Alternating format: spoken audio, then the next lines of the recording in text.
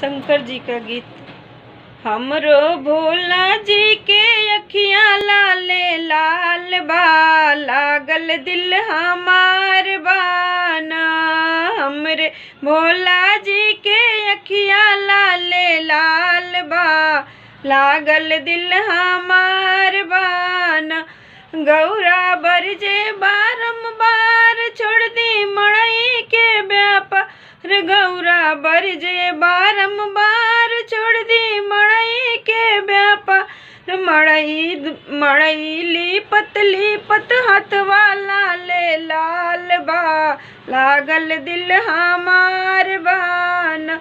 मड़ई लिपत लिपत हाथ वाला ले लाल बा, लागल दिल हमार बाना। हमरो भोला जी के अखियाँ लाले लाल बा, लागल दिल हमार बाना। हमरे भोला जी के अखियाँ लाले लाल बा, लागल दिल हमार बाना। गौरा बरजे बारंबार छोड़ दी भंगिया के व्यापार।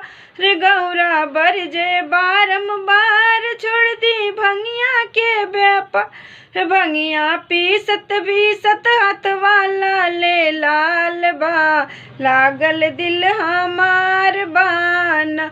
भंगिया पीसत पीसत हाथ वाला ले लाल बा, लागल दिल हमार बाना। हमरो भोला जी के अखियाँ लाले लाल बा, लागल दिल हमार बाना।